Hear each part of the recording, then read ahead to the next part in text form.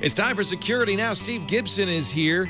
And yes, normally we would do a question and answer session on our odd-numbered episodes, but today we've got a very important story. We're going to talk about that breaking news from the last week about the NSA breaking all the encryption. Is it true? What does Steve say? We'll talk about it next on Security Now. Netcasts you love. From people you trust. This is Twit.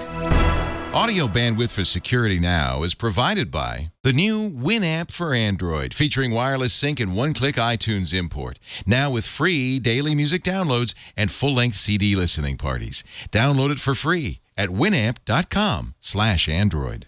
Bandwidth for Security Now is provided by CacheFly at CacheFly.com.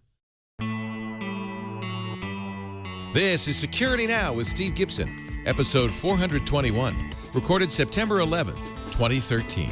The Perfect Accusation.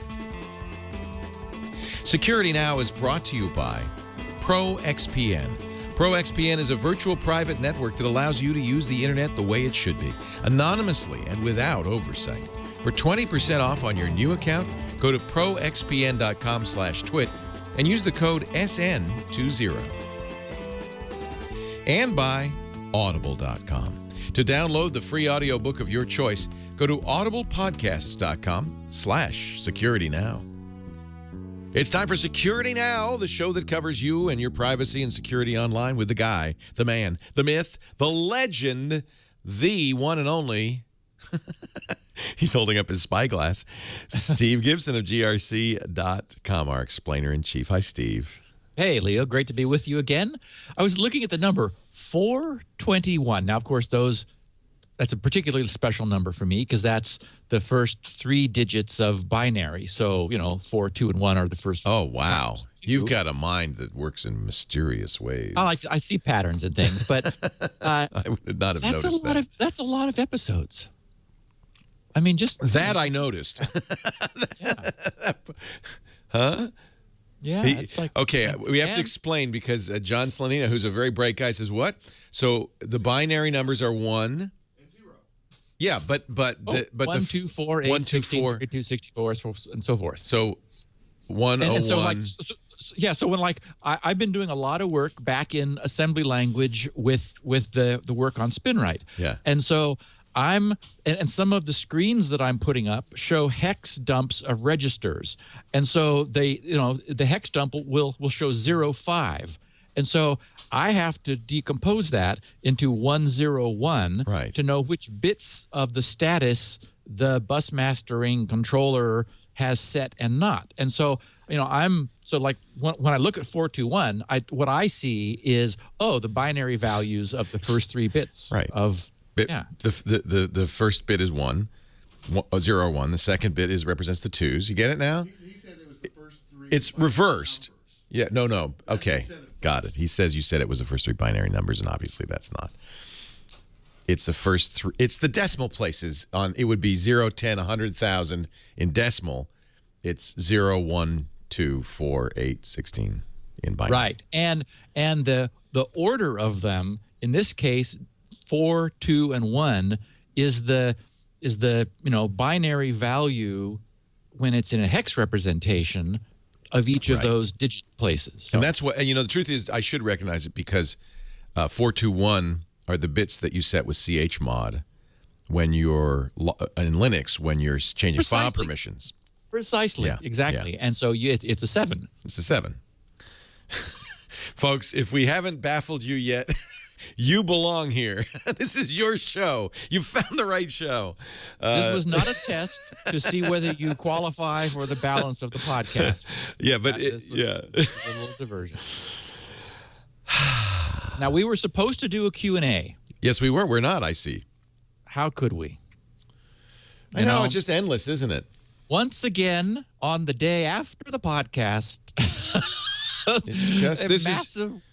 it was last Thursday. We had you on the radio show to talk about it. It was such a big story. And I came on with Tom on Tech News Today. That's right, in order to talk a little bit about it. Basically, to sort of calm people down. And what I want to do today, we're going to talk about this the most recent round of revelations, which as we've seen before, unfortunately, the press goes crazy. Oh, yeah. It's not the functions which are hyperbolic. It's the headlines. And so I titled this "The Perfect Accusation," because as we're going to see, what we actually know is that, like, and I've read all these press articles that talk about the NSA.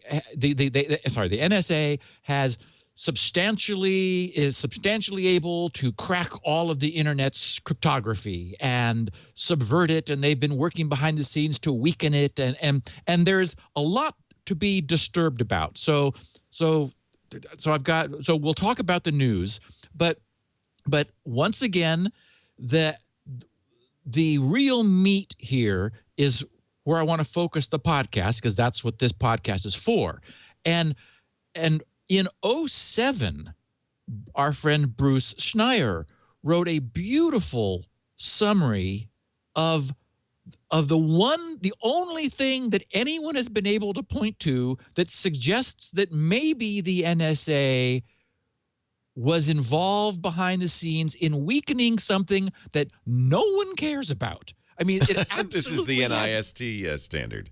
Yes, Yeah. This is 1/4 of it that is the worst fourth. It's like the unloved stepchild random number generator. I've never heard of anyone using it. No one would ever use it. It's slower than like orders of magnitude than the other good ones, and it's like bizarre.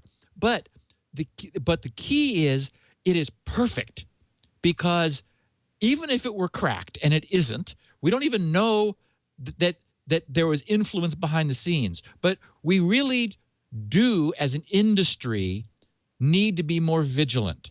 So this accusation could not be more perfect, because probably the crypto industry wasn't asking enough questions, wasn't saying, hey, now wait a minute, where'd you come up with these magic numbers in here?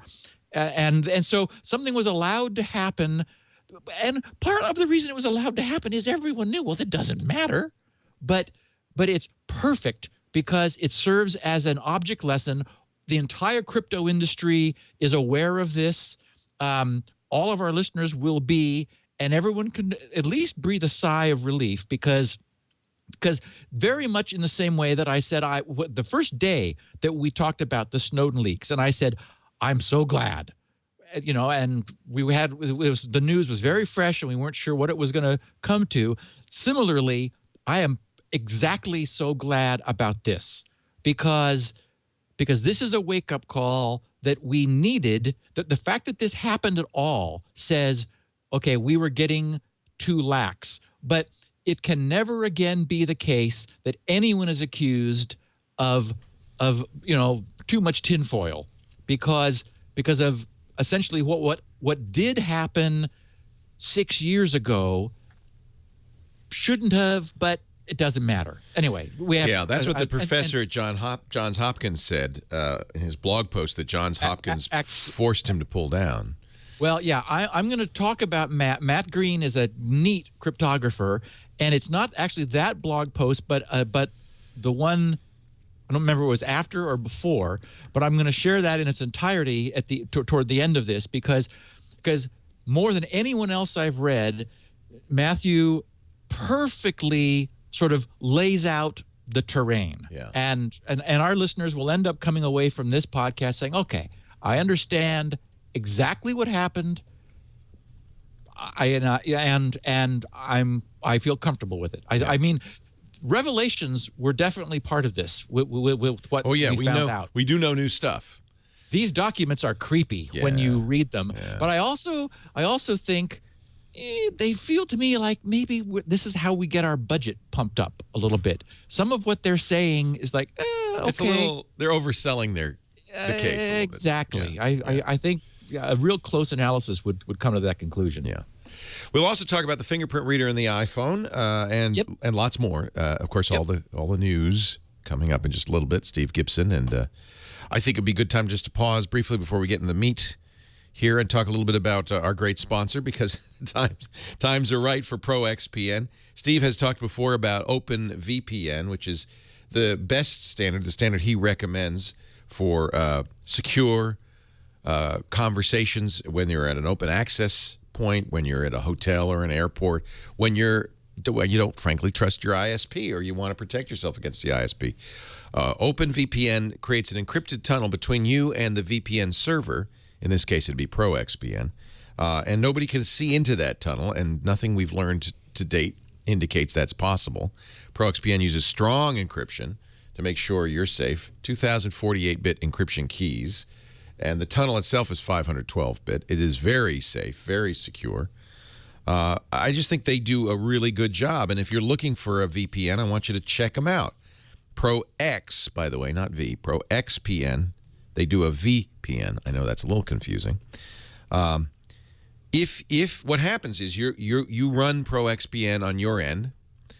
Actually, most operating systems have built-in software so you don't need to add any additional software. Although they do have an Android program now, which is great, because that means you, instead of having to use PPTP, which is a little less secure, you can use OpenVPN from an Android device. But it'll work with Windows and Mac, and they do have additional software if you want. It works on iOS using PPTP.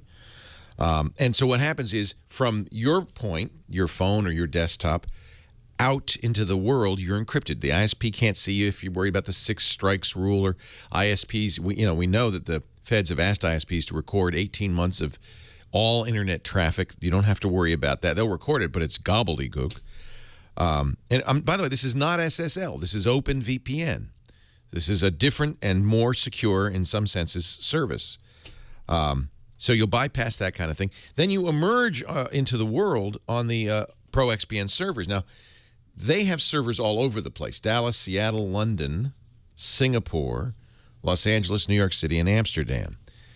I think the company's based in the Netherlands. We deal with their marketing people who are in Singapore. They're truly a global company. That's a nice thing, too, because you can decide where you want your traffic to merge out in public. And if you want to bypass geographic restrictions, for instance, Chinese dissidents use this all the time. They don't want that gets around the Great Firewall of China. And they can emerge in any of those places. Servers all over the world mean you've got privacy, you've got control over where you emerge onto the internet. With their software for Windows and Mac, you can get advanced controls, allowing you to select the programs and ports you want to route. Of course, by default, you get email, everything. All the programs that go online, web surfing is all encrypted. Instant messaging, file sharing. Now, here's the deal. Normally, now there is a free version. You certainly can try that. But normally the Pro version, which gives you all of these features, is $9.95 a month. You can buy it by the year, $74.95. That's actually a very good deal. But when you use our offer code SN20, you'll get 20% off. Not for the first month or the first year, but for the lifetime of your account. 20% off. That means forever. Less than $5 a month for this kind of security, this kind of privacy. Visit proxpn.com/twit. Learn more about it, how it works, what it does. Set up your account. You have 7 days to cancel for a full refund. But when you set up that account, use SN20 as your offer code so that you'll save 20% for the life of your account. This is the way to do it. proxpn.com. Steve Gibson, Leo Laporte, Security Now. Let's get the security news. Yeah, so again, we are on this side of a Patch Tuesday. So I feel a little bit of an obligation just to note that to our users. When I fired up my Win 7 machine that I use only for once a week or sometimes a little more frequent Skype connections with you guys, I had 5 updates that it wanted to give me. I'm not sure actually why it was so few, because there were 14. Oh, I know why. It's because I don't have those SharePoint server there you go. on this machine. So we are this side of Patch Tuesday. Microsoft and Adobe had treats for us. In Microsoft's case, 4 of their 14 patch bundles are rated critical, collectively fixing at least 47 known security vulnerabilities. And I thought it was interesting. Microsoft is beginning to sense the friction against updates, especially when updates are messing things up. So, I mean, that really hurts them. So they're beginning to prioritize them. And Microsoft recommended, and this is my phraseology, for reluctant enterprise class upgraders, that they prioritize and install the Outlook, the IE, and the SharePoint server fixes with a higher priority, because those are a bigger problem.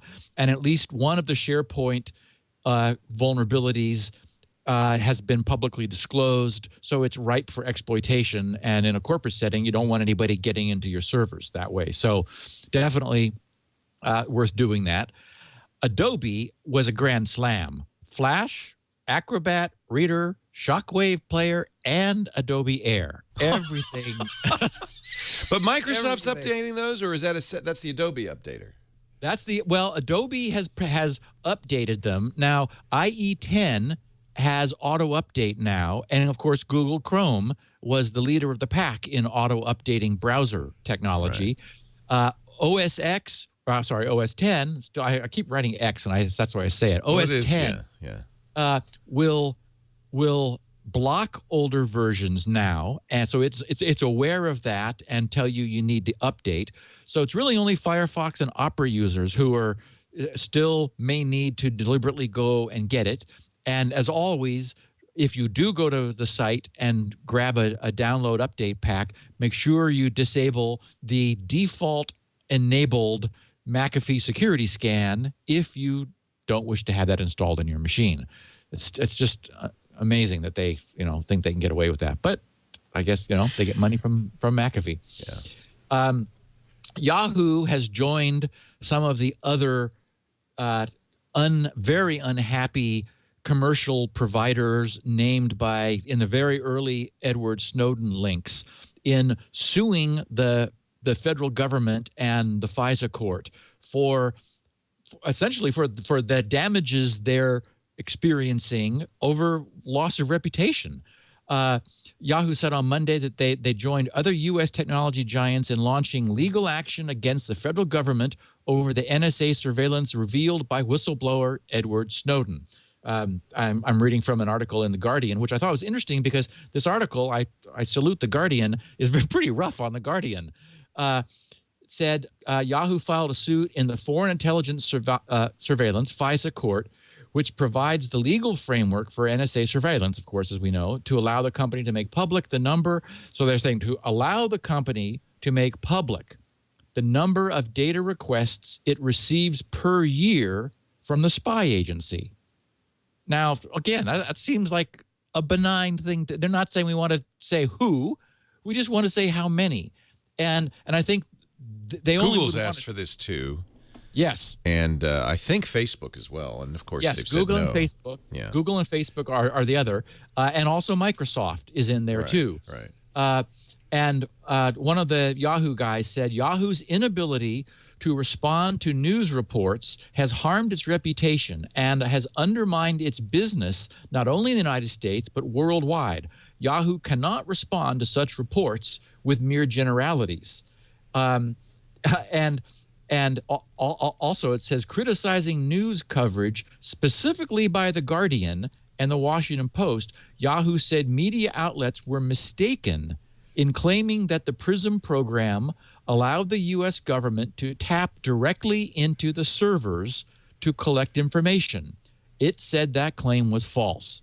So, we still have this cloud of we don't know the details, and that cloud may never be lifted. You'll remember, of course, everyone will remember, my original theory was if we take the denials of the reading that some looking at Snowden's slides gave and take the position that the NSA has stalled taps just upstream of the providers, then it very much solves the same problem without actually requiring that these companies are complicit in this. So again, we don't know, but it's to me, this is interesting because it is clearly the case that the domestic corporate interests are really being hurt by this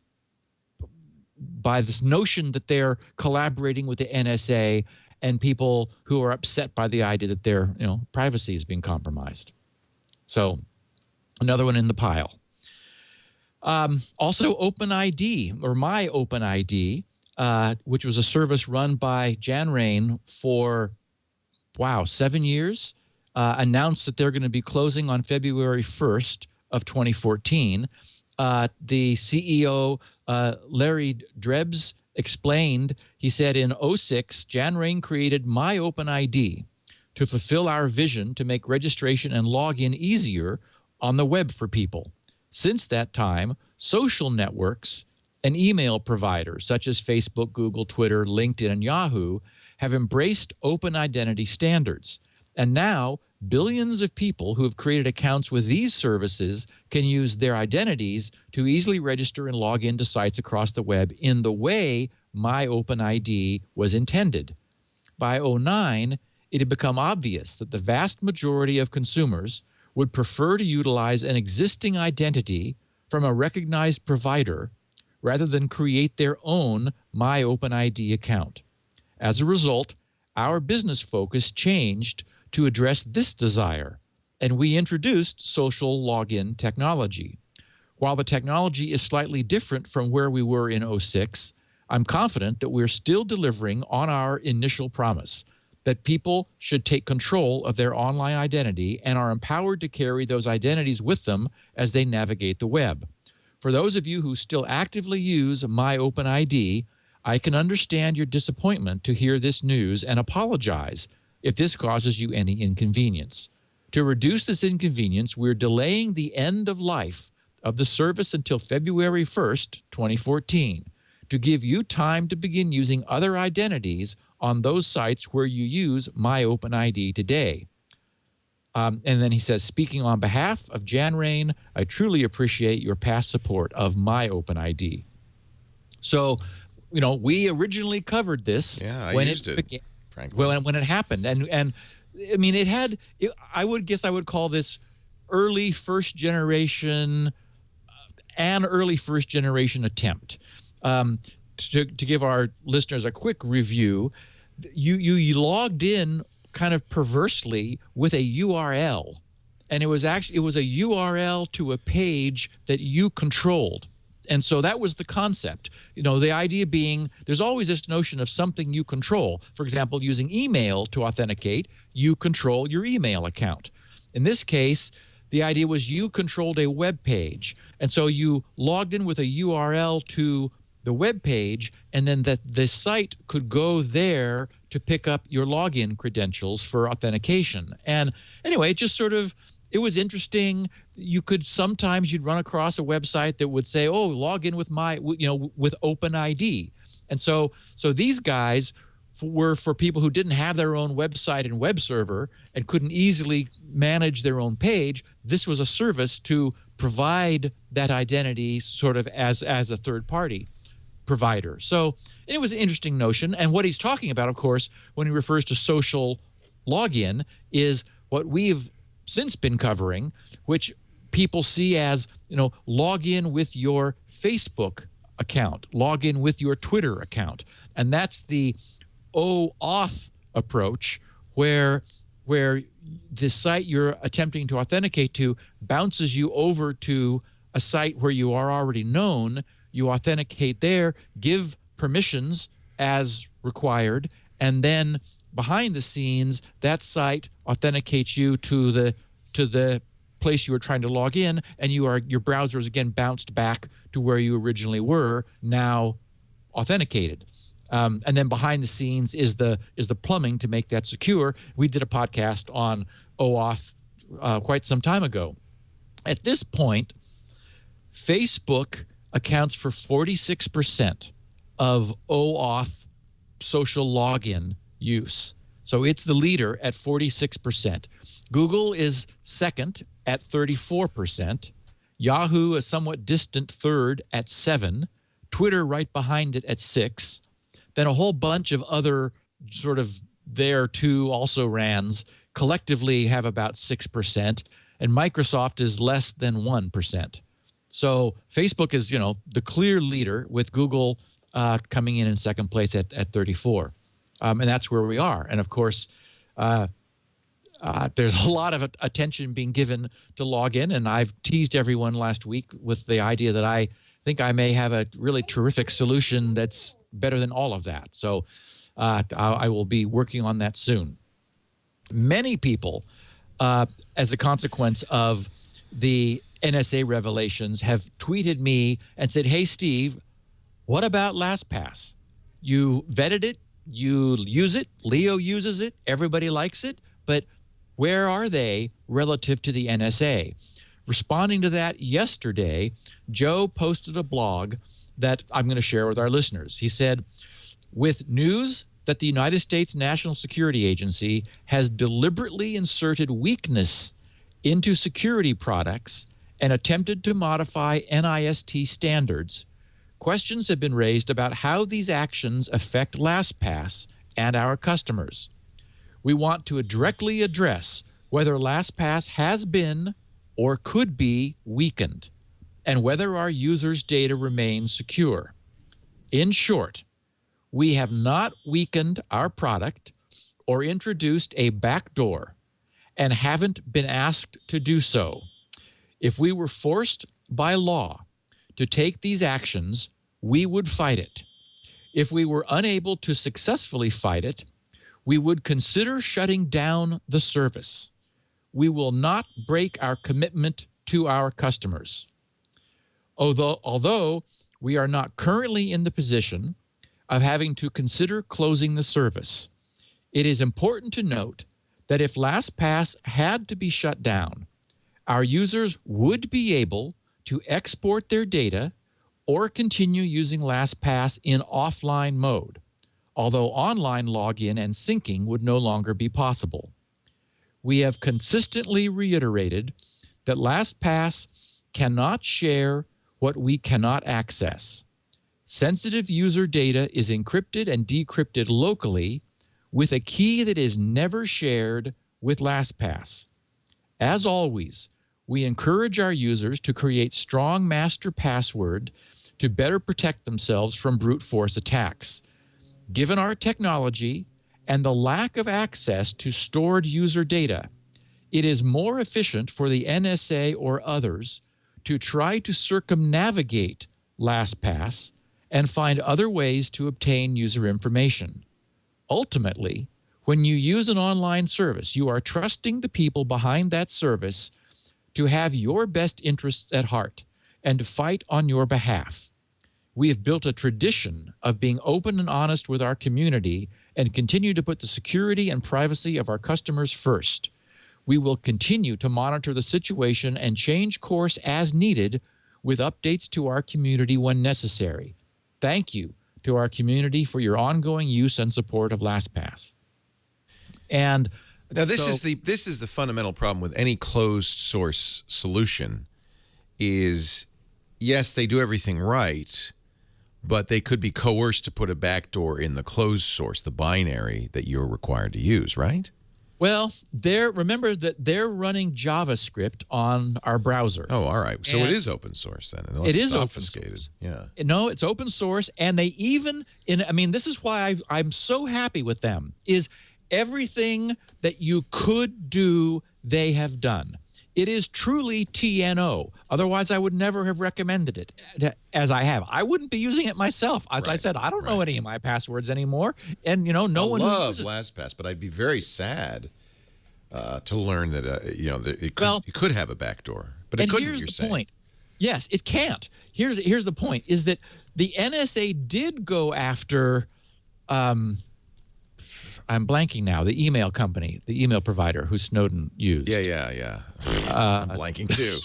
I put it out of my mind. Yeah. Anyway, we know who we're talking about. A couple weeks ago. And he shut down, much to the dismay of the NSA. LavaBit. Thank you, chat room. He wasn't actually offering... Yes, LavaBit. Yeah. They did go after LavaBit because he wasn't actually secure. It was fake security. it was completely vulnerable to him receiving a national security letter, which he would have to comply with, and he would have to violate his customer's privacy. All LastPass is storing for us is a pre-encrypted blob. They do not have the encryption key. Only we do. What they get is a multi-iterated hash of the encryption key and our account name, our email address in this case, and password, hashed a bunch of times, which serves as an opaque token with which to identify who the blob belongs to. So our browser says, here's a blob and this cryptographic token, which means nothing, save this for us. And they do that. And then when over on our iPad, we log in, the iPad says, hey, are there any updates to this cryptographic tokens blob? And the LastPass server says, I do have a newer blob for you. Here's your new blob. And so that's how synchronization works. Only when the blob gets down to the client, which then has the email address and password, are those used, again, cryptographically multiple iteration hash to generate a key which decrypts the blob there. So there's and this is the model for the future. This is the only way these things can work. That's what we've been talking about for years. Pre-internet encryption and TNO, trust no one. But there is no reason for the NSA to bother the LastPass folks, because their system is secure. Now, the danger that exists is that they would be compelled to insert in the currently secure system some insecure technology. And we have to acknowledge the possibility. I mean, if I don't say it, I'm going to get flooded with tweets who are saying, Gibson, this is possible. And it's like, yes, it's possible. And unfortunately, one of the things that we know from this last week's revelations is the NSA is not happy that like LastPass exists and has done this in such a secure fashion. The LastPass would love to have access to all of a given user's login passwords for their entire identity.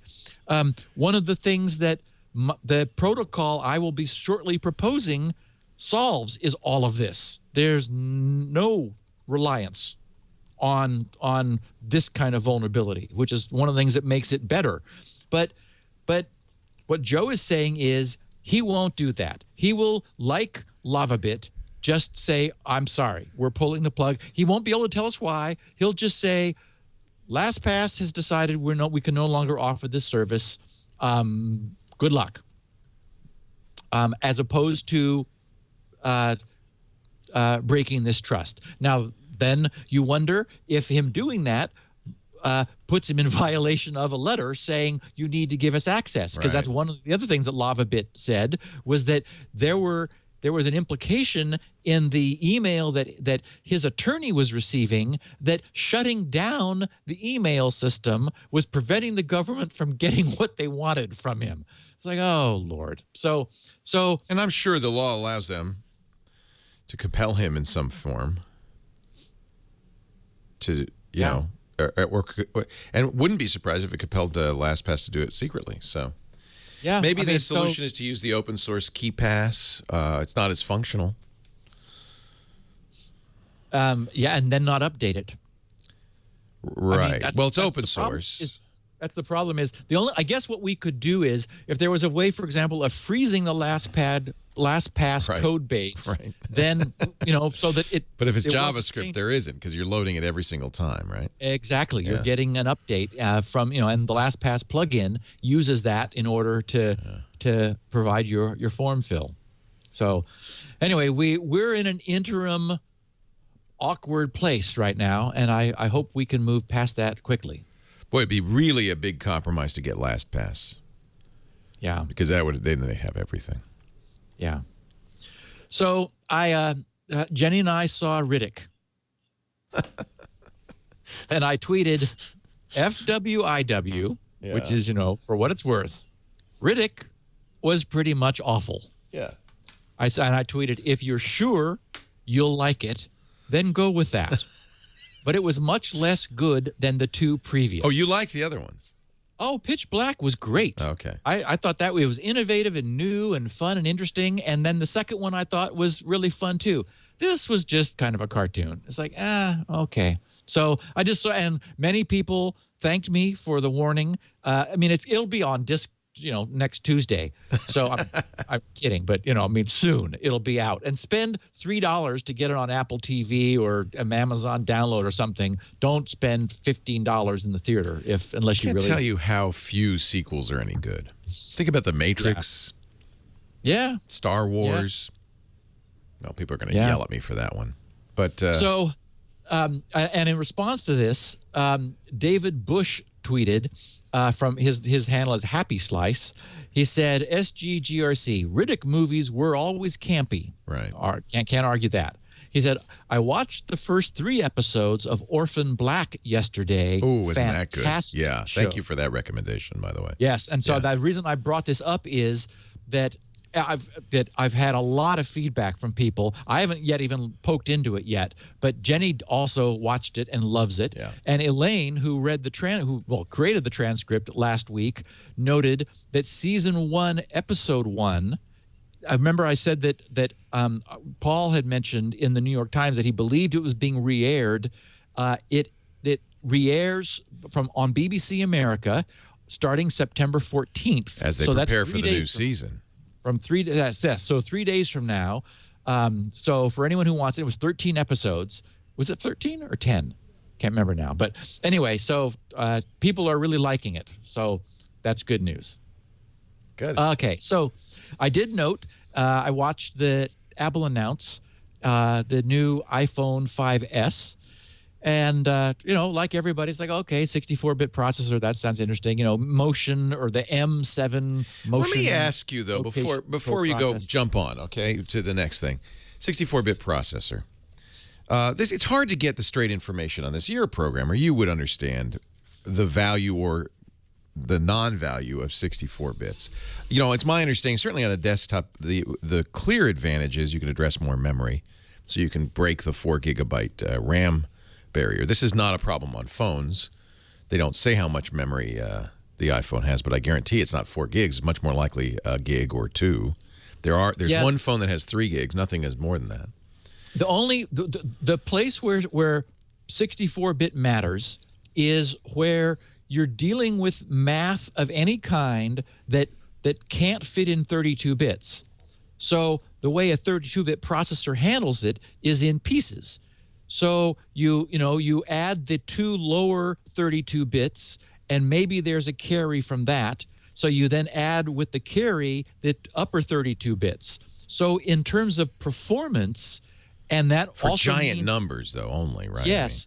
Yeah, exactly. So crypto is giant numbers. Graphics oftentimes uses giant numbers.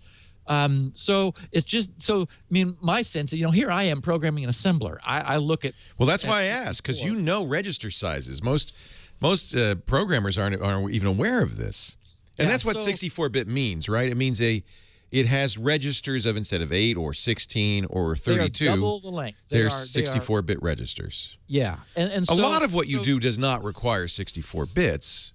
And right, like character processing and right, so forth. That's 8 bits. Maybe 2, maybe 16 if you're using. Right. So my question is it a marketing term, or is there some real value to be gained on a mobile platform with 64 Oh, bits? I see. That's a value judgment. I mean, I'm only asking you, what are the technical advantages of 64 bits? And you can access more memory, and you can work on giant chunks of giant numbers. Correct. I guess if you're doing moving data, you can move bigger chunks at a time, which is nice. That's why gaming would benefit. Although, for example, what's happened with our processors is the processor speed has completely outstripped RAM speed. Right. RAM is stuck because of its physics to being relatively slow. So we have a cache on the chip that reads in so-called lines of RAM. It reads chunks of memory at a time, because the notion is processors tend to stay sort of within their neighborhood as they're executing code. So doubling the register size doesn't mean that the cache was doubled or that the cache line size was doubled. It probably wasn't. That's No, probably I'm sure it wasn't. Yeah. That, those things are probably all the same. So I agree. I think maybe it's a little bit of specsmanship more than anything else. Extreme Tech, Joel Hruska says on Extreme Tech, it's marketing fluff. But I think that is a somewhat subjective judgment.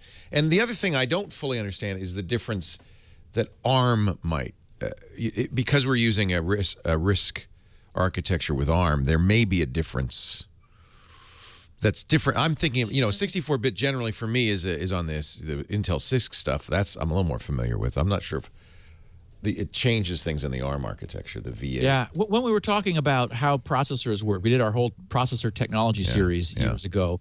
One of the things that we made clear was that there is, the reason the complex instruction set, the Intel style instruction set, is inherently difficult to run in low power is you've got all of this real estate taken up with instructions which have very low utilization. You have to have them because you want to be backward compatible to all the way back to an 8088 chip, which Intel, to their credit, is. But boy, they're dragging that legacy forward with every single generation. They still have to have all of that old gunk that you just have to know they would love to be able to flush. Whereas the ARM people were able to start from scratch. Yeah, they do on the ARM page. We're talking about their X8 and the 64-bit. They do say, or V8, I should say. They do say that they do mention cryptography specifically, and that does make sense if you're dealing with giant primes. Yeah, I would say look at the phone we have now and what it's able to do with 32 bits. It's like, that seems fine to me. Yeah. I mean, everything scrolls smoothly. Nothing is jerky and hesitating. I mean, it clearly you could engineer the phone around 32 bits if that's, if that was what you needed. I just think we're going to see RAM get larger and ROM get larger. And the problem is with 64 bits, it just in general is more hungry. Even though they apparently have really got power consumption down, too, on this thing. Yeah. I'm sorry. I didn't mean to interrupt, but I knew anyway, all the people I could ask about 64-bit, I thought you'd be the best So fingerprints, the fingerprint scanner is interesting to me. I think it's 100% cool. I love that it's round because that means it's orientation independent. I sort of wish that it was a linear drag your finger over it approach because then it's less easy to spoof it. I've always felt, if you have to move your fingerprint over it, you can get a lot of linear resolution and a lot of temporal resolution as you drag your finger across it. But then you certainly don't get rotation neutrality, and it's clearly nice that you can put your finger down on any 360-degree orientation, and it spins it around and figures out what it's seeing. And one of the things that I've been noticing in the buzz about this is people, worrying about the security of it. Well, what I would remind people is it is not its goal, like a fingerprint that you leave behind at a crime scene, to be able to identify you from the population of the world. Where we see in all of the crazy TV shows where the fingerprint comes up and the computer's going like finding features and then you see all these faces flashing by and we find the person that that one fingerprint belongs to. None of that is happening here. All that's happening here is that we've trained the phone to recognize one or a very few, because you can have multiple people trained, fingerprints out of everybody else. So that's a very different problem.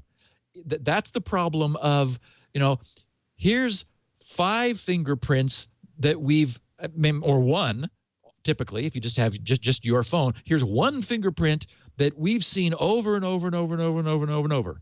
Now comes a new one. Is it the same? That's the question we're asking. Right. Is it the same? And so the beauty of this, if they've done it well, is it's every time you use it, it is refining its knowledge. Notice that you may actually put your fingerprint down in a slightly different position. So hopefully that gives it knowledge that it didn't have of a new region of your finger, whereas it has enough of the region it's seen before to say, same guy, look, it's moved over 17 pixels, but we got some more information here over on the right-hand side. So it expands the map of the finger. I mean, I trust them to have thought about this and to have done it right. And so it's exciting to think how well this could work, because the question it has to answer is same fingerprint or not. And that's why potentially it can do a very good job of this doesn't look the same. And, it's going to be, no doubt, somewhere in the world are a collection of other people whose actual fingerprint looks enough like yours that it would say, oh, he's back, when in fact, he's not. But that's the same problem that you have. This is actually a weak analogy, but we've all talked about how, door keys are not unique. There are not enough combinations for door keys for them to be unique. There are other people in the world whose door keys fit our doors, the front doors of our homes. But, they don't know that, and we don't know that. So it's good enough. But it's definitely the case that somebody who you actually encounter at Starbucks, who picks up your phone, or someone who steals your phone, their particular fingerprint, none of their 10, highly unlikely, yeah, and anyone they know are gonna fool this thing. Yeah. So Apple says that they're saving the fingerprint as a hash and encrypted to boot. Perfect. So that's it would exactly what they should do. It would be useless even if the NSA were to get the database. Yes, it would be absolutely possible to run the recognizer, determine a bunch of characteristics after derotating it and recentering it and so forth, and then you take those characteristics and you hash them, right, so that you get a unfortunately we'll reuse the term, you get a fingerprint of the fingerprint, right, or a signature of the fingerprint is a better way to put it.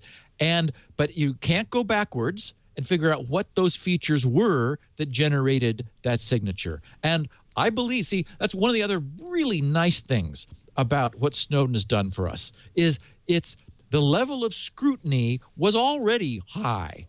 Now it's neurotic. Everybody's very paranoid. Yeah, it's good. Thank you. Not bad.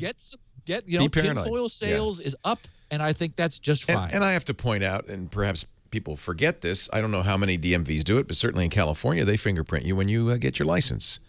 So California's built a massive database of every driver in the state of their fingerprints.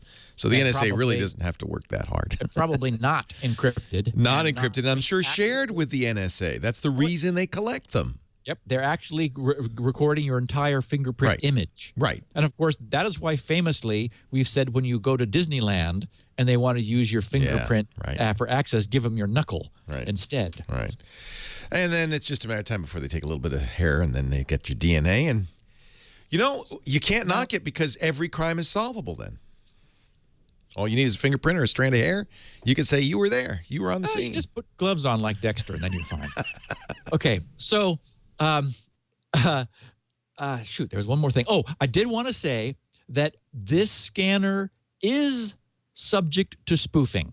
Now this is a good question. Because there were scanners that would look for an infrared heat signature, and then you'd have to be a live person. There are some scanners you could use a Play-Doh thumb. Now, there's a lot we don't know. You can, for example, get someone's pulse from their thumb. Right. And so maybe Apple's doing that. I mean, not a lot. There's a lot we don't know yet.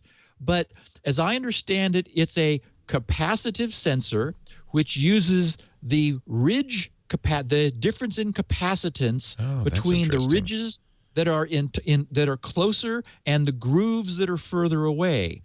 And so it needs to be 3D. But somebody, I guarantee you, they'll do an experiment. They'll take a thumbprint off of a wine glass, lift it off, or just dust it and then photograph it. Then they'll use a 3D printer to make a 3D image of that thumb, and it will unlock the phone. And it's like, okay, so proof of concept. That's interesting. We're going to see that.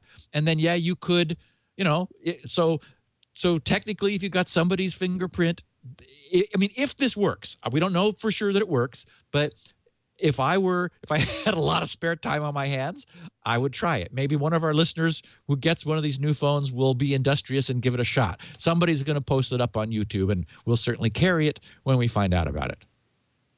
But, maybe Apple's done something to defeat that, where it's got to be, I'd be a live curious. thumb. Here's the thing that I thought was most interesting. If it's just to unlock the phone, big deal. Then none of this is that important. It's just unlocking a phone. Oh, Leo, how long are you going to be gone? 3 weeks. Okay, maybe I can wait. Don't wait. No. Because one of the things that my solution needs is endpoint security. Because, authentication is so vital for all this stuff. Yes, and so it's the power is that it's completely anonymous, but the ease of use is that you'd like it not to put not to have you remember a big long password. So I'm loving that there's now this fingerprint scanner. Doubtless they will export this to an API so that apps can say, please put your thumb on the home key in order so that we know you're here. Well, an implementation of my code or my approach on the iPhone absolutely will want to do that. And the thing I thought was telling is that Apple trusts it enough to use it not just for authentication on the phone, but for e-commerce. Yes. And that's putting their money where their finger is, because that means they're saying you can buy stuff on the App Store just with your fingerprint, not with your password anymore. As Sarah said, she apparently has so many apps that she loves the idea of just saying, I want this. And then, it's very frustrating. Every time you update an iPad or an iPhone, you have to enter in your password. It's extremely frustrating. And if it's a good password, then it up goes the frustration level. So this is, I think, encouraging. I'm not going to run out and buy one until I see that API and third parties adopting it. But that could make the iPhone 5S a must-have until others do the same thing. And it may well be that Apple, because they bought Authentic, has the rights to do this that others don't. Yeah, I'm up for plan upgrade on my Apple track. I've got a BlackBerry and an iPhone, so I'll be there. Yeah. Okay, so this is really cool, Leo. Net neutrality is a hard concept to explain. If you don't know about this, make a note, Leo, to check this out. The URL is theinternetmustgo.com. I tweeted it yesterday, and what I said was terrific video that finally explains net neutrality. Everyone you share this with will finally get it. Anyway, it's a spoof of a guy who's hired by the ISPs essentially to like sell why net neutrality is a bad idea. It says at the beginning, this is for internal marketing purposes only. Yes. I love it.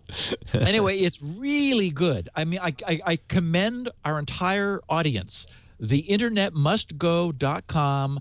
Watch the video. It's also on YouTube, so you can just watch it on YouTube if you're interested. And it's.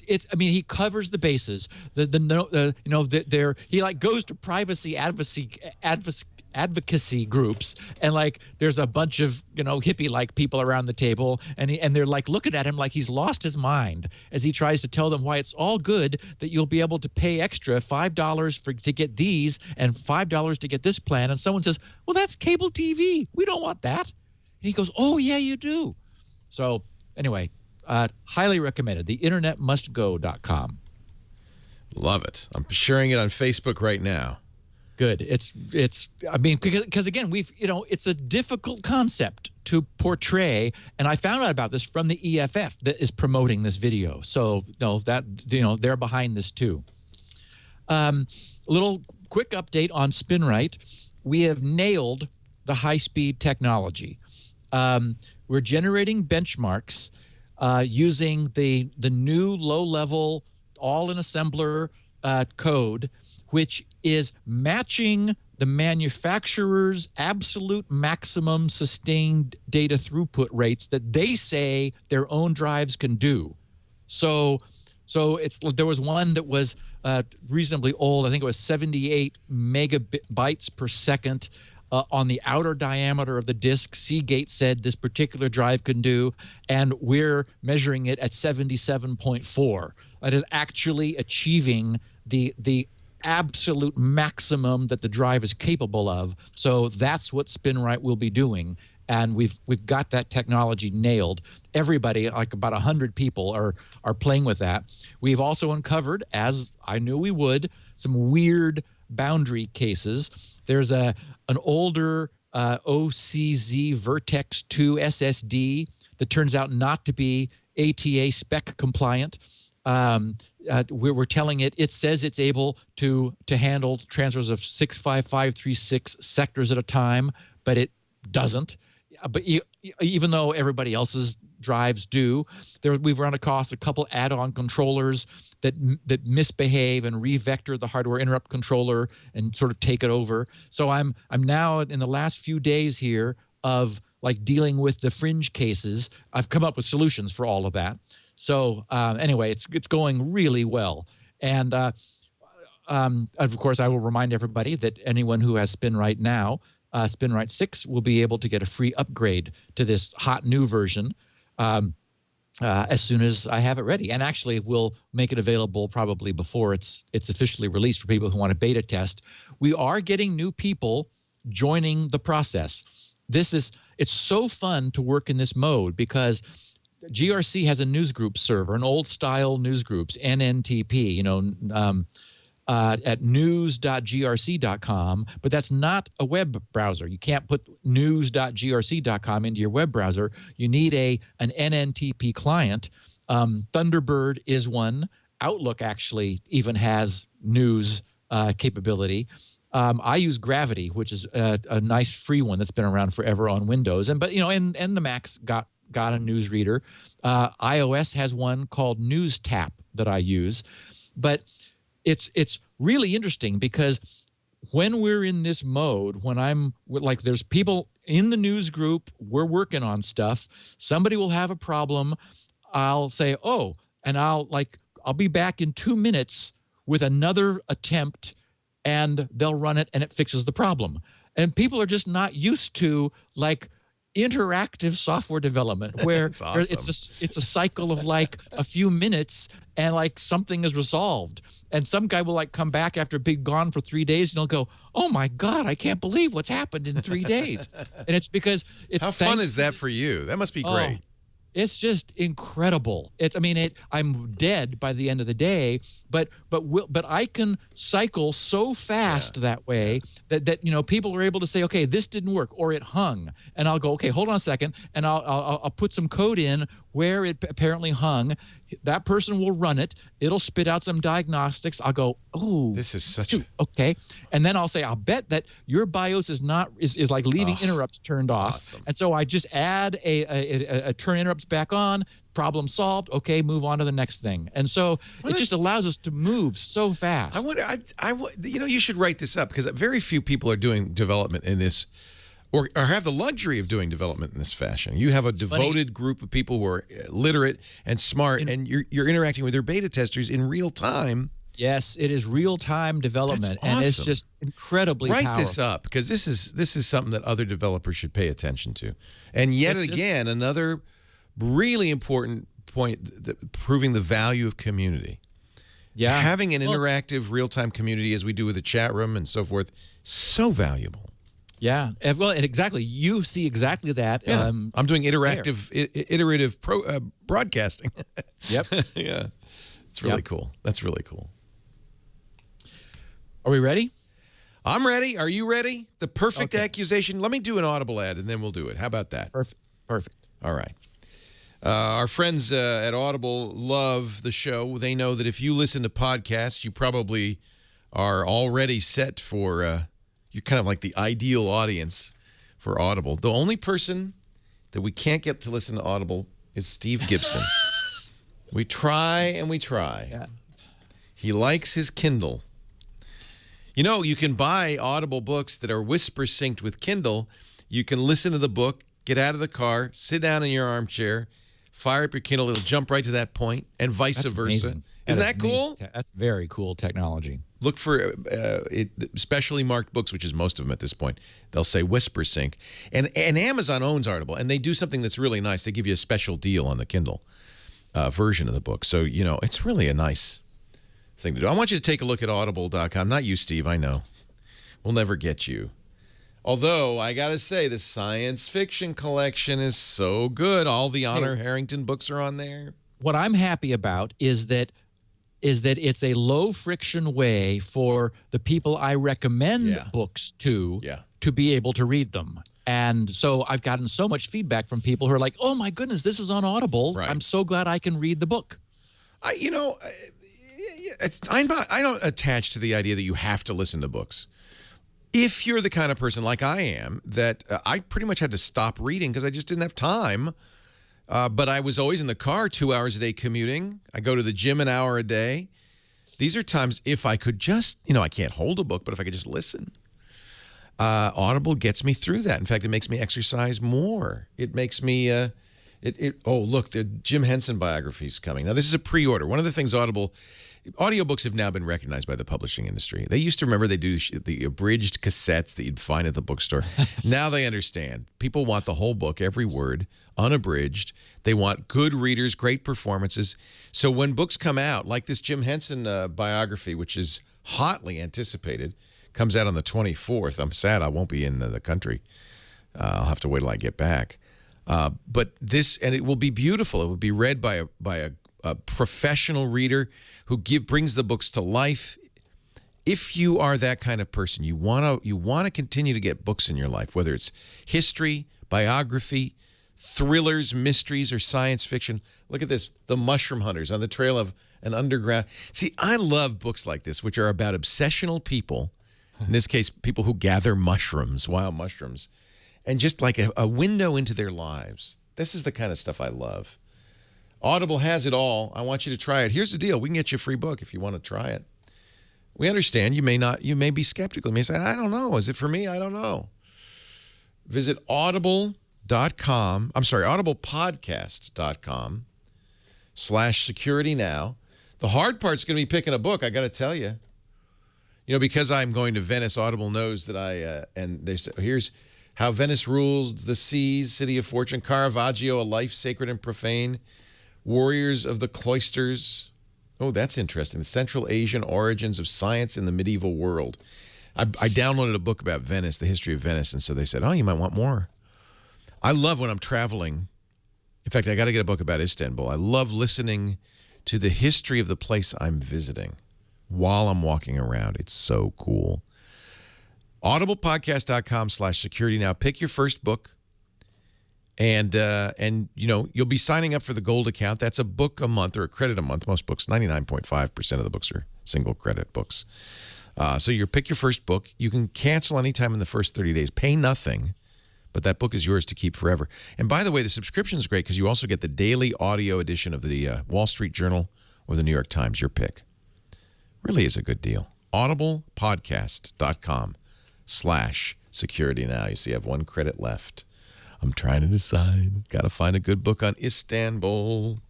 Istanbul was Constantinople. Now Istanbul's not Constantinople. I'm going to do some searching, but that's the end of the Istanbul Passage. Istanbul, Memories in the City. The Bastard of Istanbul. The Star of Istanbul. See? Good stuff. A Dead Man in Istanbul. I don't think I'll read that.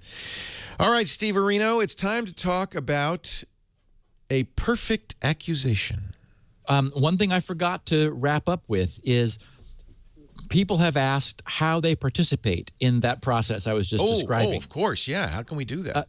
grc.com/discussions will take you to our page, or up under services, I think on the main menu is discussions. And so that's the page that lays out how to participate. The domain name of the news server configuration in order to get there. We have a test group, grc.test, where people can attempt to do posts. It has a 5-day expiration, so we generally host little random dialogues there.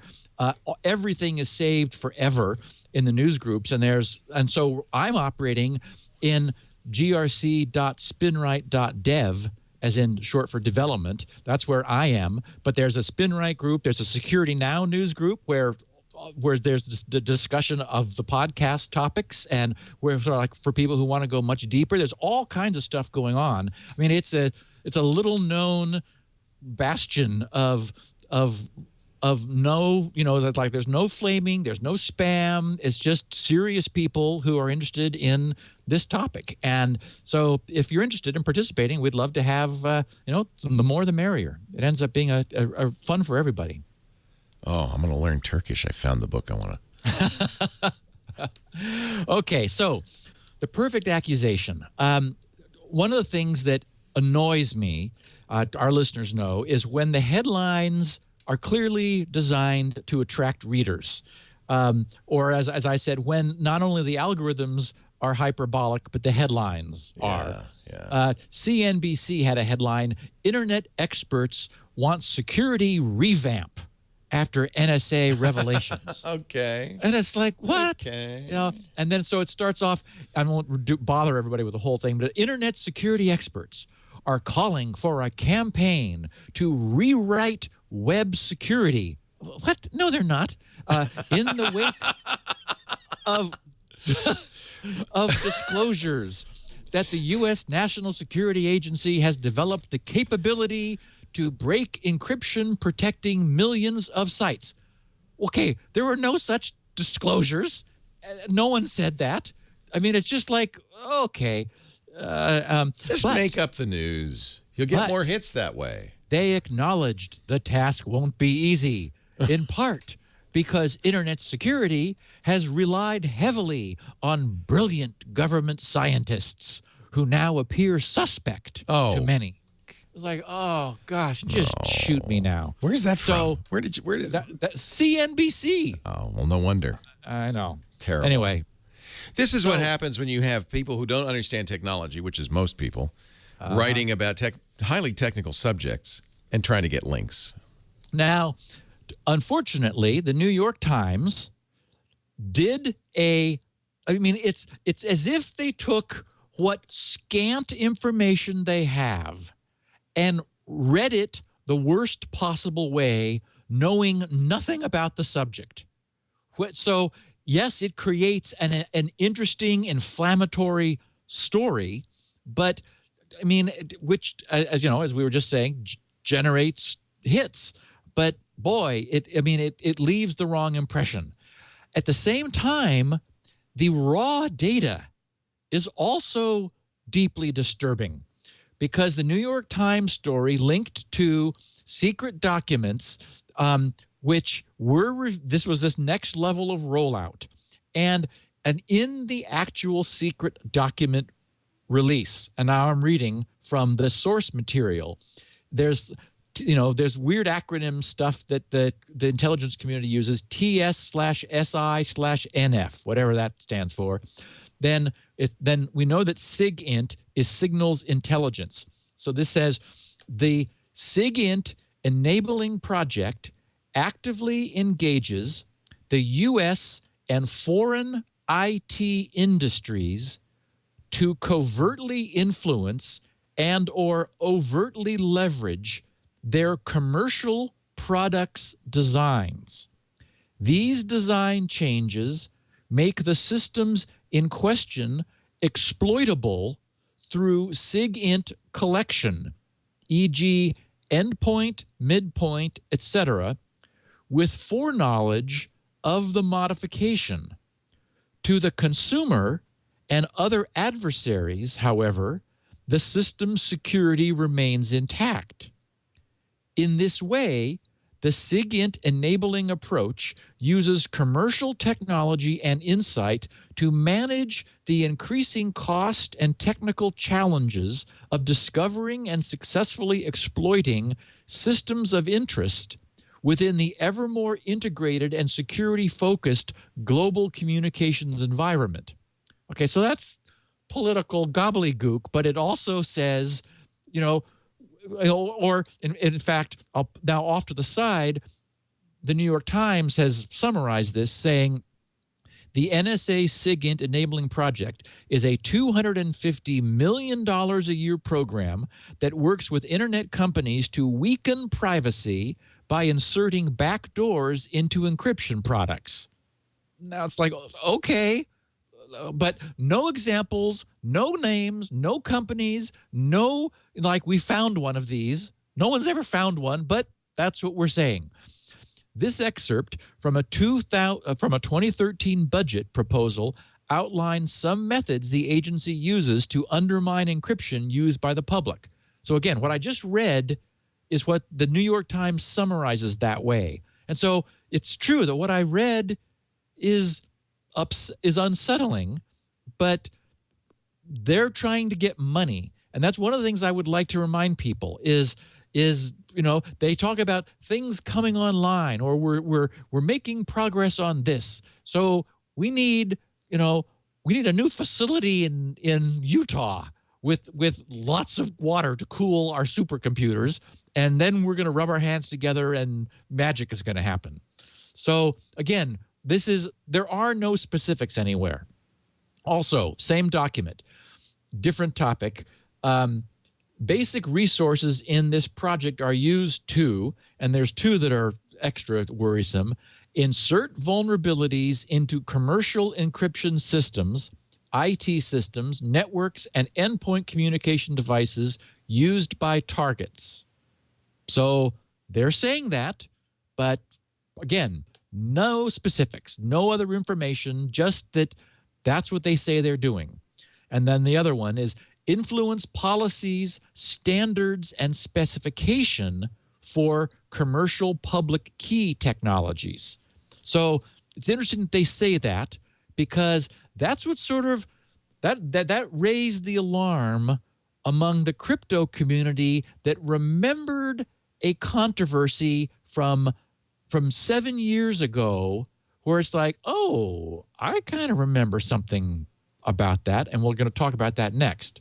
And then also here, two more bullets is reach full operating capability for SIGINT access to a major internet peer-to-peer voice and text communication system. And that's been suggested maybe to be Skype, that there was that re-engineering of Skype that we know was specifically done so that someone could respond to wiretap requests. And then also complete enabling for, and then it's blanked out here, redacted, encryption chips used in virtual private network and web encryption devices. So it's like, again, no specifics, just strong and worrisome intent. Okay, so now let's look at someone who understands this exactly to sort of get our bearings. And this is Bruce Schneier, who back in 2007, so in when I'm going to read what he wrote, but he's talking about this just happened, this is new. So remember that this is then. This is 7 years ago, 6 years ago that he's talking about, and so it's history. So he says, random numbers are critical for cryptography, for encryption keys, random authentication challenges, initialization vectors, nonces, key agreement schemes, generating prime numbers, and so on. And those are, of course, things we've talked about in this podcast often. We all understand you've got to have a source of really good random numbers, and what happens when you don't. continuing, Bruce says, break the random number generator, and most of the time you break the entire security system, which is why you should worry about a new random number standard, remember new in 07, that includes an algorithm that is slow, badly designed, and just might contain a backdoor for the National Security Agency. So what I'm reading is the only thing anyone knows about, and all of this is sort of bubbled up from what I'm reading. Generating random numbers isn't easy, and researchers have discovered lots of problems and attacks over the years. A recent paper found a flaw in the Windows 2000 random number generator. Another paper found flaws in the Linux random number generator. Back in '96, an early version of SSL was broken because of flaws in its random number generator. With John Kelsey and Niels Ferguson in 1999, I co-authored, says Bruce, Yarrow, a random number generator based on our own cryptanalysis work. I improved this design 4 years later and renamed it Fortuna in the book Practical Cryptography, which I co-authored with Ferguson. I'm afraid we've got a weed whacker going on outside. That's fine. It's not loud, but it's good to note it so that people don't think it's their house. Don't think it's, yes, their earphones are falling out. The U.S. government released so here it comes. The U.S. government released a new, back in 07 again, official standard for random number generators this year, and it will likely be followed by software and hardware developers around the world. Called NIST Special Publication 800-90, the 300-page document contains 4 different approved techniques called DRBGs, deterministic random bit generators. All 4 are based on existing cryptographic primitives. One is based on hash functions, one on HMAC, one on block ciphers, and one on elliptic curves. It's smart cryptographic design to use only a few well-trusted cryptographic primitives. So building a random number generator out of existing parts is a good thing. But one of those generators, the one based on elliptic curves, is not like the others. Called Dual EC DRBG, that stands for Dual Elliptic Curve, and then Deterministic Random Bit Generator. Not only is it a mouthful to say, it's also 3 orders of magnitude slower than its peers. Oh, that's good. That's an improvement. So it's like, oh, let's hurry up and use that one.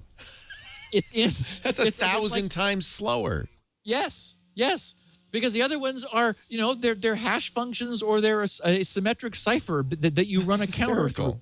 Yeah.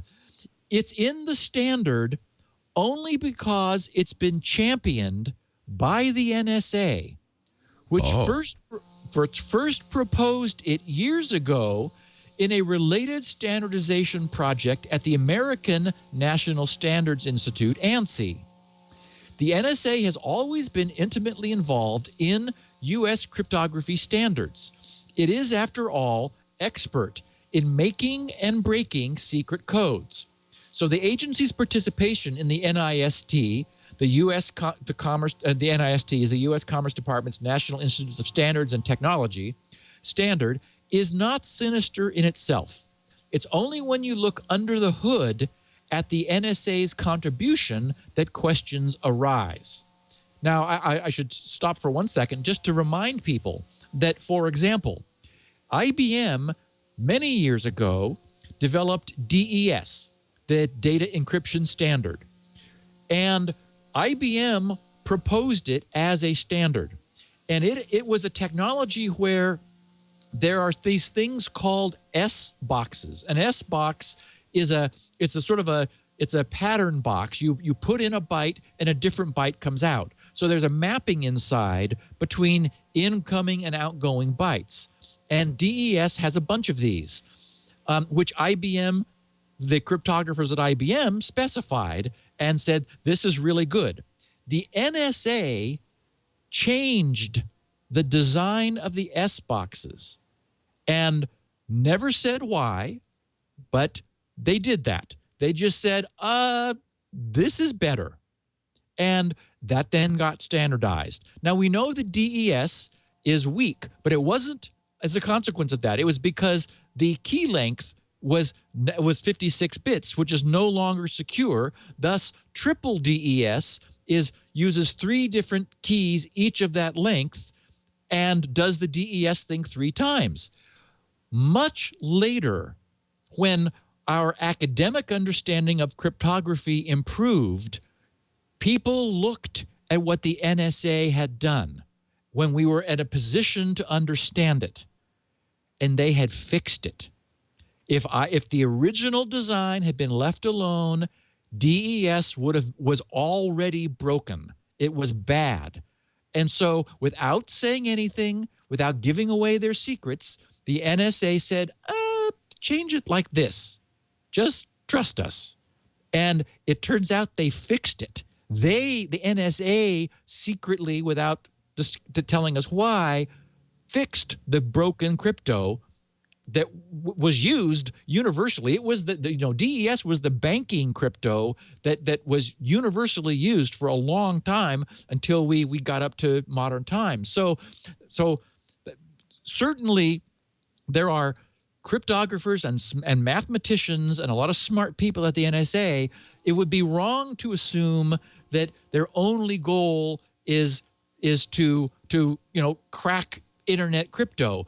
They are equally responsible for helping us to have strong crypto so that foreign governments and terrorists and bad guys are unable to crack the crypto. So I just wanted to insert that here. Continuing with Bruce, remember, because when you look into her, he was saying, this dual EC DRBG is in the standard because of the NSA. Problems with dual EC DRBG were first described.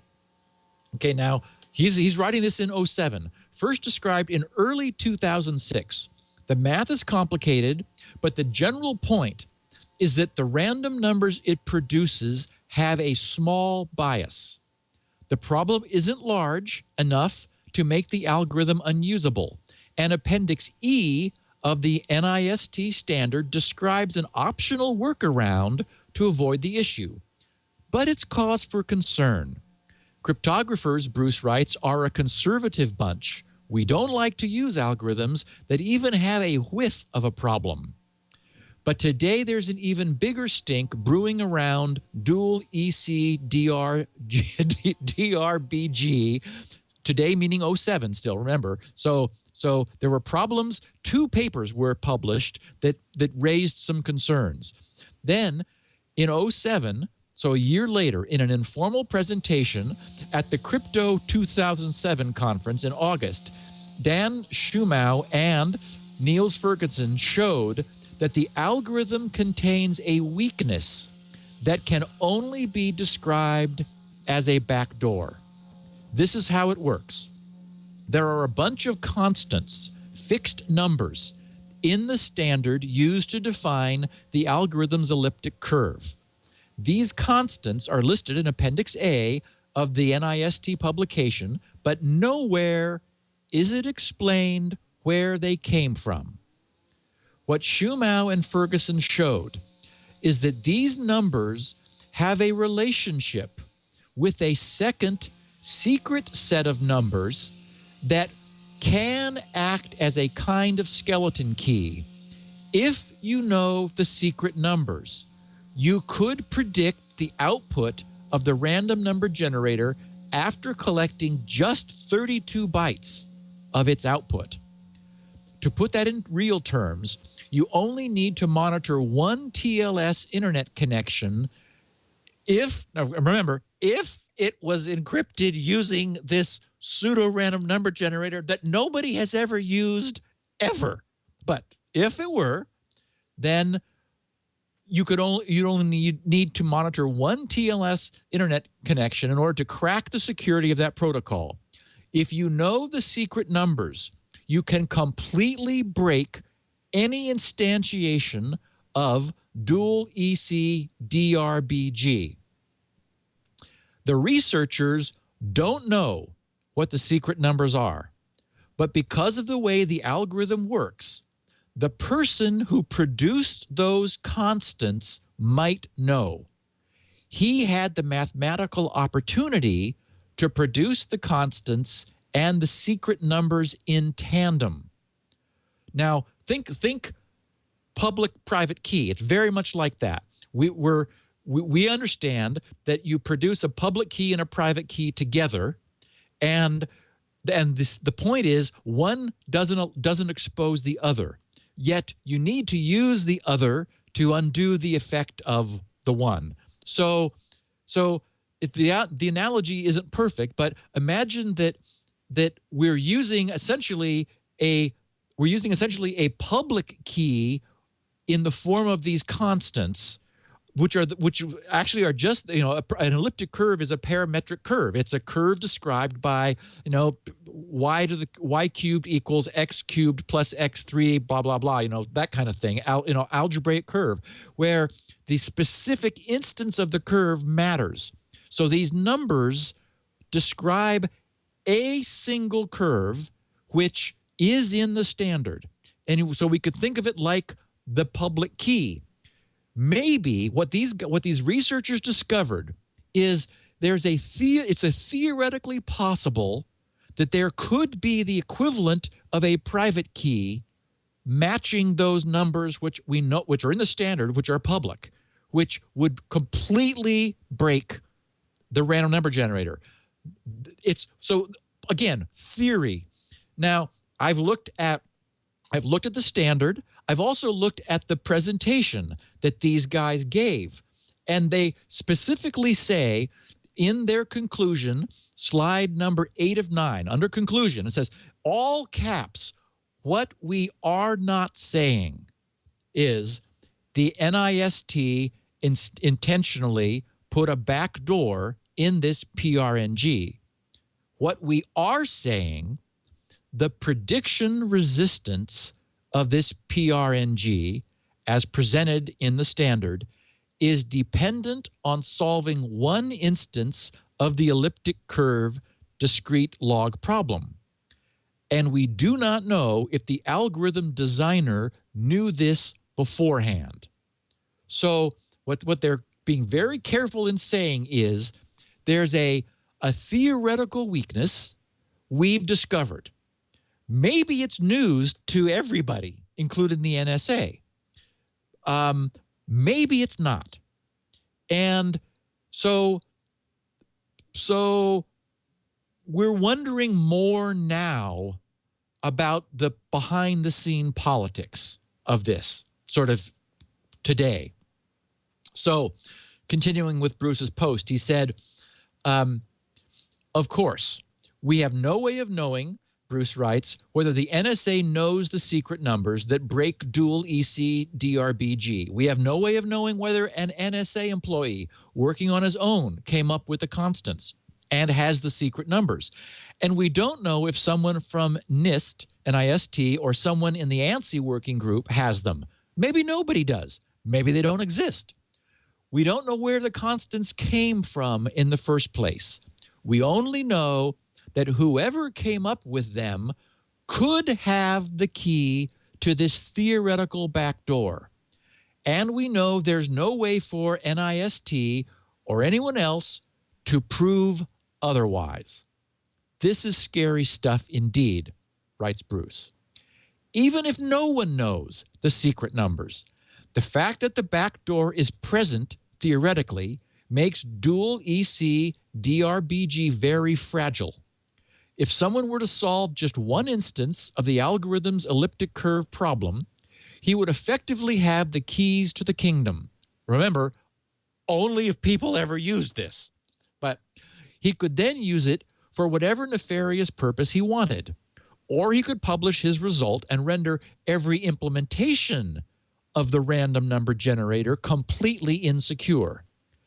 It's possible to implement dual EC DRBG in such a way as to protect it against this backdoor by generating new constants with another secure random number generator and then publishing the seed. Now get this, this method is even in the NIST document in Appendix A, but the procedure is optional. And my guess is that most implementations, if there are any, of dual EC DRBG won't bother. If this story leaves you confused, join the club, he says back in 2007. I don't understand why the NSA was so insistent about including dual EC DRBG in the standard. It makes no sense as a trapdoor. It's public and rather obvious. It makes no sense from an engineering perspective. It's too slow for anyone to willingly use it. And it makes no sense from a backwards compatibility perspective. Swapping one random number generator for another is easy. My recommendation, says Bruce, concluding, if you're in need of a random number generator, is not to use dual EC DRBG under any circumstances. If you have to use something from this standard SP 800-90, use the counter CTR DRBG or the hash DRBG. In the meantime, both NIST and the NSA have some splaining to do, says Lucy, or says Rick. Says Lucy. So that's the story. That's pretty funny, I have to say. Yeah, it's just, it's weird. Yeah. And so this is what people thought of, they remembered when they read these assertions in the budget request for the way the NSA wants to spend their money. And I want to. We've got about 50 minutes left before 1 o'clock when you turn into a pumpkin, Leo. So I want to share what Matthew Green said because he is a PhD. He's got his master's. He's at Johns Hopkins, a cryptographer. He originally was thinking he wanted to write a book on cryptography, and instead he just took to blogging. His blogs are excellent. He blogs at blog.cryptographyengineering.com. Or just cryptographyengineering.com, and then you can see the link to his blog. He weighed in on this, and I'm going to skip down a little bit, saying all of this is a long way of saying that I was totally unprepared. So he's just written this about the end of last week's revelations. This is the post. I should just mention that Johns Hopkins initially forced him to take down. Right? I don't think it was this one, actually. It was the one but prior to that. Yes. Okay. Yes. Yeah, he left it on Blogspot. He didn't take it down there, but the university compelled him in a really shameful display of kowtowing to the NSA. Academic censorship. Really horrible. Yeah. Yeah. But I'm sort of ignoring that because it's like, okay, fine. But yeah, but his take is compelling. He said, all of this is a long way of saying I was totally unprepared for today's bombshell revelations describing the NSA's efforts to defeat encryption. Not only does the worst possible hypothetical I discussed appear to be true, but it's true on a scale I couldn't even imagine. I'm no longer the crank. I wasn't even close to cranky enough. And since I never got a chance to see the documents that sourced the New York Times ProPublica story, and he says, and I would give my right arm to see them, I'm determined to make up for this deficit with sheer speculation, which is exactly what this blog post will be. So then he talks about Bull Run and Cheesy Name, which are two of the project names. He says, I know, cheesy name, they named it. If you haven't read the ProPublica New York Times or Guardian stories, you probably should. The takeaway is that the NSA has been doing some very bad things. At a combined cost of $250 million per year, they include tampering with national standards, NIST specifically mentioned, to promote weak or otherwise vulnerable cryptography, influence standards committees to weaken protocols, working with hardware and software vendors to weaken encryption and random number generators, attacking the encryption used by, quote, the next generation of 4G phones, obtaining clear text access to, quote, a major internet peer-to-peer voice and text communication system. And he writes in parens, Skype. Identifying and cracking vulnerable keys. Establishing a human intelligence division, the so-called HumInt, to infiltrate the global telecommunications industry. And worst of all, to me, somehow decrypting SSL connections. All of these programs go by different code names, but the NSA's decryption program goes by the name Bull Run, so that's what we'll use here. So he says, how to break a cryptographic system. There's almost too much here for a short blog post, so I'm going to start with a few general thoughts. Readers of this blog should know that there are basically 3 ways to break a cryptographic system. In no particular order, they are: 1, attack the cryptography. This is difficult and unlikely to work against the standard algorithms we use. As Schneier says, trust the math. Trust the math. He says, though there are exceptions like RC4. However, there are many complex protocols in cryptography, and sometimes they are vulnerable. 2, go after the implementation. Cryptography is always implemented in software, and software is a disaster. Hardware isn't that much better. Unfortunately, active software exploits only work if you have a target in mind. If your goal is mass surveillance, you need to build insecurity in from the start. That means working with vendors to add backdoors. 3, access the human side. Why hack someone's computer if you can get them to give you the key? And he writes, Bruce Schneier, who has seen the documents, says that math is good, but that code has been subverted. He also says that the NSA is cheating, assuming we can trust these documents is a huge sigh of relief. But it also means we're seeing a lot of 2 and 3 here. So he says, so which code should we be concerned about, and which hardware? This is probably the most relevant question. If we're talking about commercial encryption code, the lion's share of it uses one of a small number of libraries. The most common of these are probably the Microsoft Crypto API, and embodied in Microsoft's S channel, the so-called secure channel, along with the OpenSSL library. Of the libraries above, Microsoft is probably due for the most scrutiny. While Microsoft employs good and paranoid people to vet their algorithms, their ecosystem is obviously deeply closed source.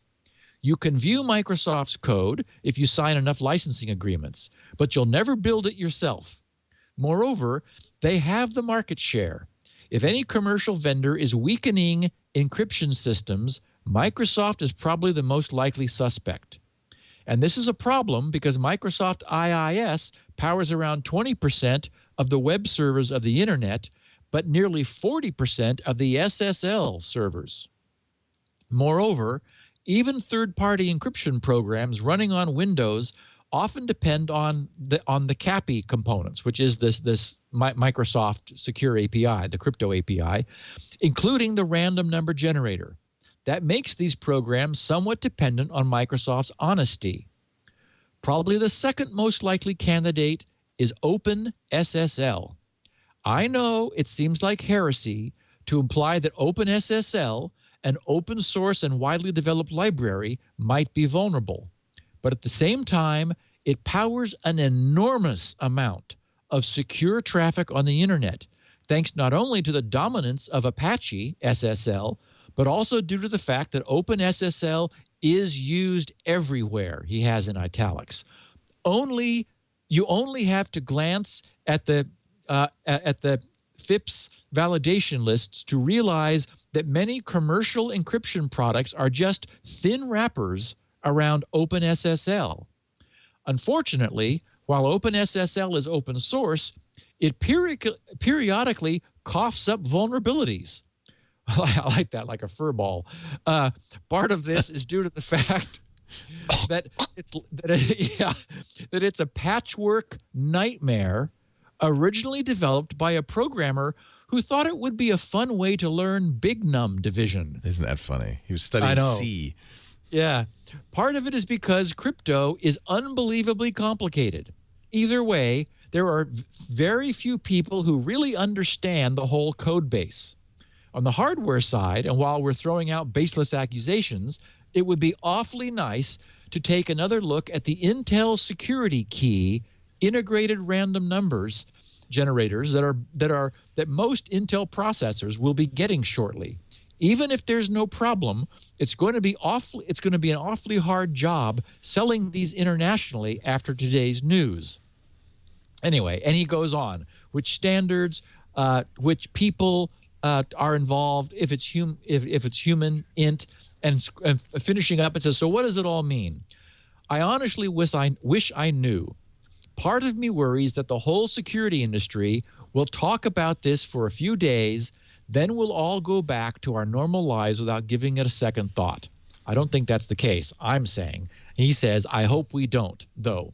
Right now, there are too many unanswered questions to just let things lie. The most likely short-term effect is that there's going to be a lot less trust in the security industry and a whole lot less trust for the U.S. and its software exports. Maybe this is a good thing.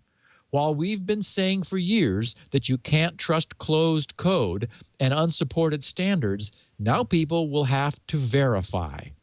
Even better, these revelations may also help to spur a whole burst of new research and redesigns of cryptographic software.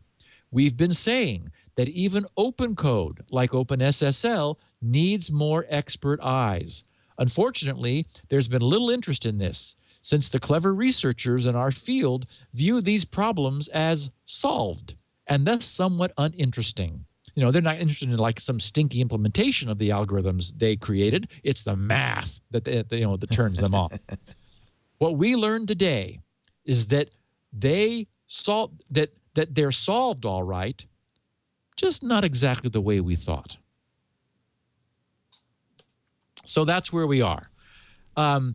My feeling is that this is great. This brouhaha is this is a perfect sort of second echo of the original Snowden shockwave that really hits the core of the crypto industry.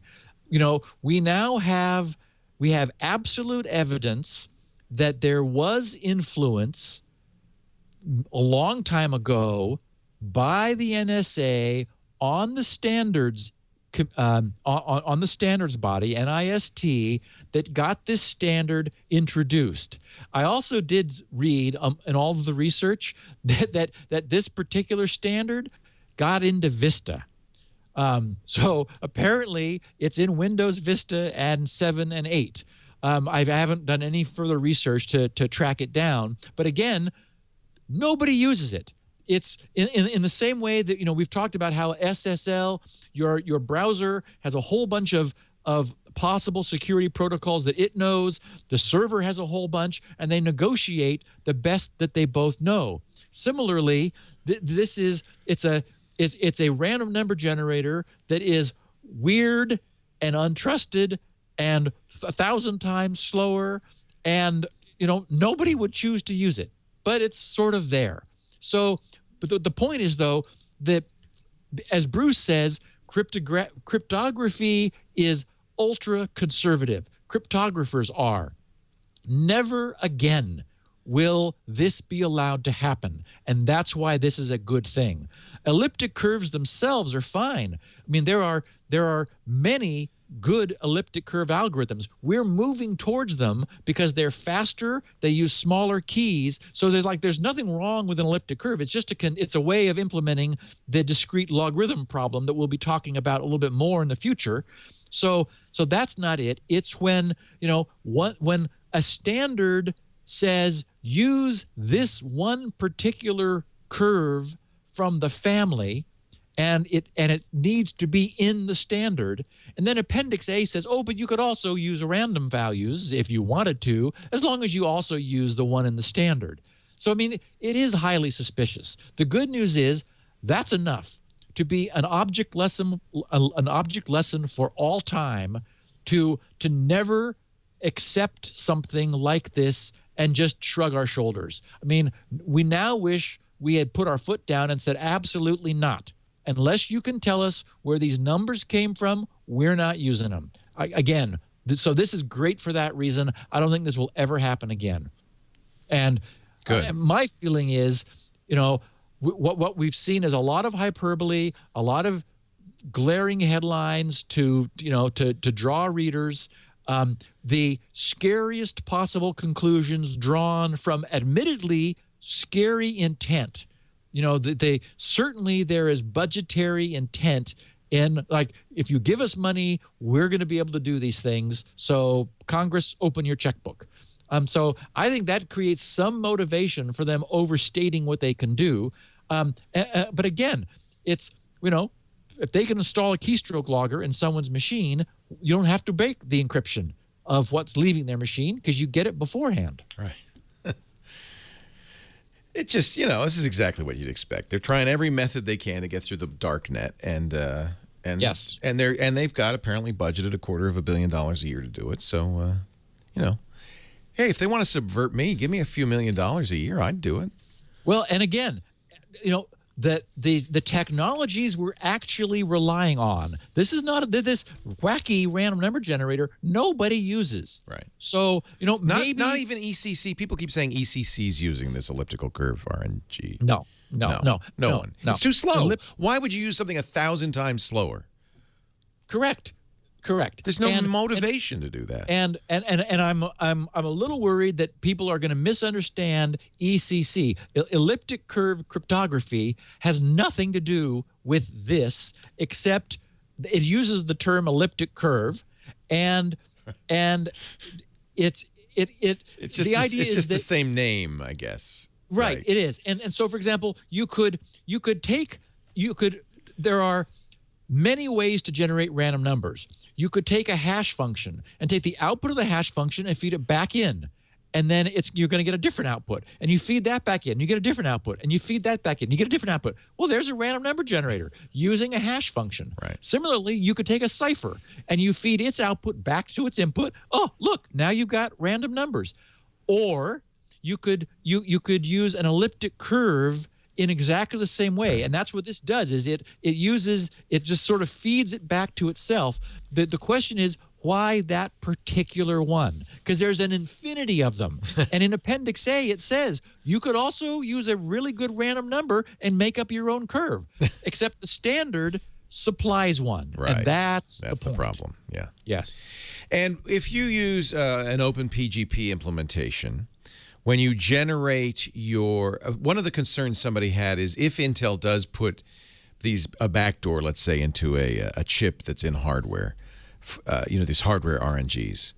Every OpenPGP implementation I've used, of course, uses random number generators, but also gathers entropy from mouse moves and keystrokes. Does that mean we don't have to worry in that case? Yes.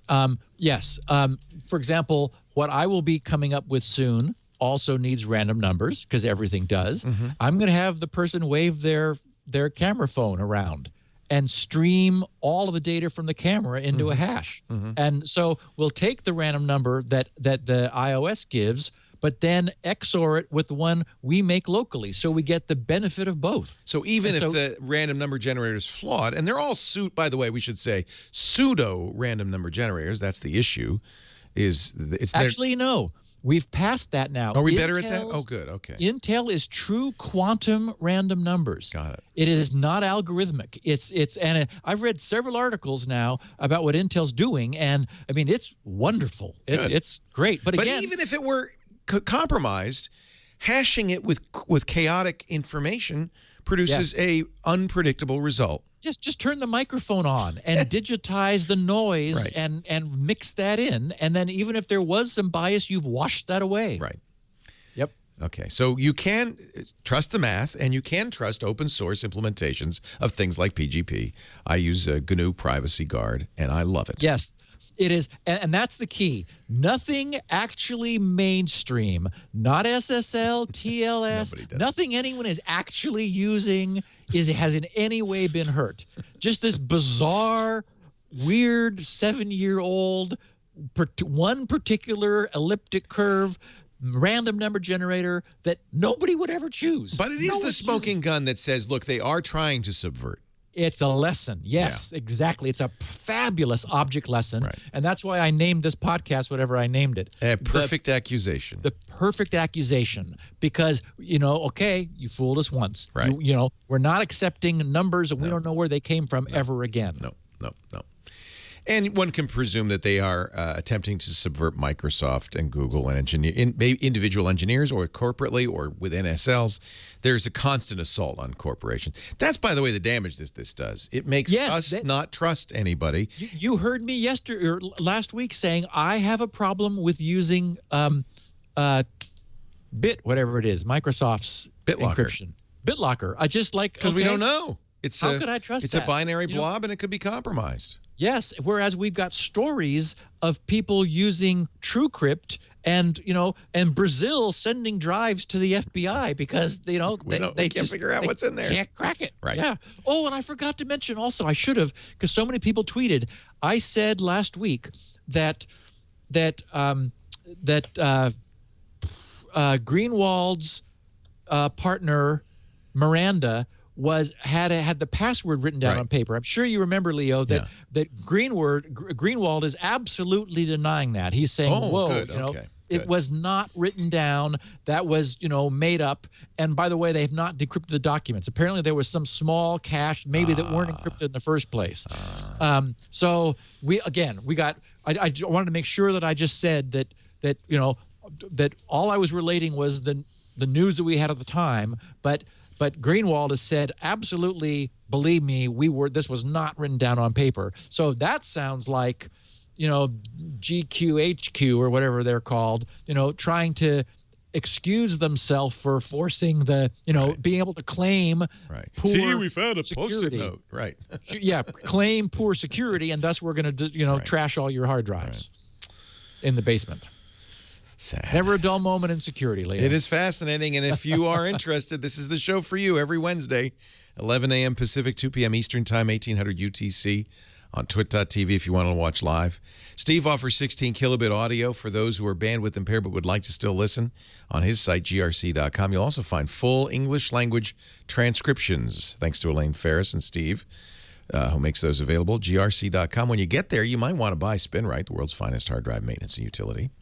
Pays my bills. Yeah. Thank you. Thank Steve by buying SpinRite, and you'll get the benefit of this great tool.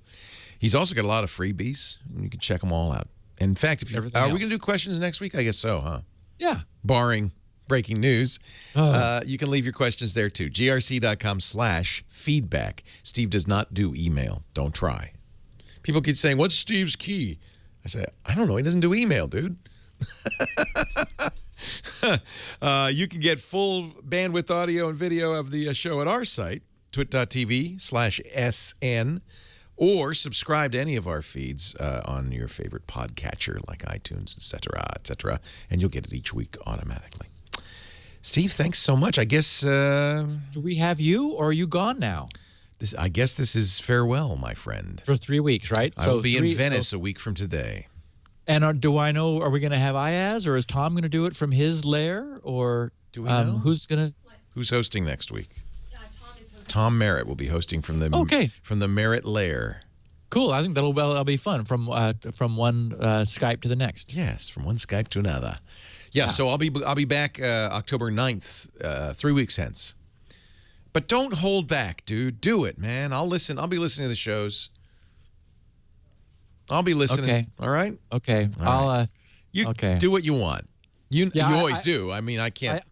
I expect that I'm a few days away from being able to put the work that we've got on data throughput aside. Then I need to work on communicating this. I'm sure. So we'll just see how it goes. It all takes longer than one expects. It always takes longer. That's why I don't do schedules. Yes. I just show up here every week. That's the schedule.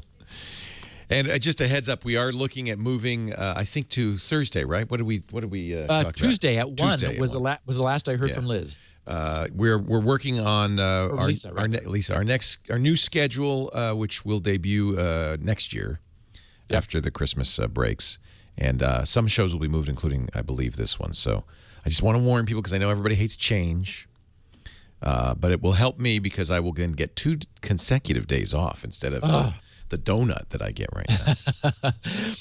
Okay, so have a great trip for the next 3 weeks. And we'll be talking to him when you get back. I got my Venice guidebook. I got my Istanbul guidebook. I got my Turkish language lessons at Audible. You got Audible, exactly. I'm ready. I know enough Italian to be dangerous, so I'm. You know, it's fun. You can actually ask Google now. You can ask. You could say, how do you say where's the bathroom in Italian? It'll tell you. It's kind of cool. No kidding. Yeah, you want to see? Oh. Okay, Google now. Oh, it's locked. Is it locked? Yeah, let me unlock it first. Okay, Google now. How do you say, where is the bathroom in Italian?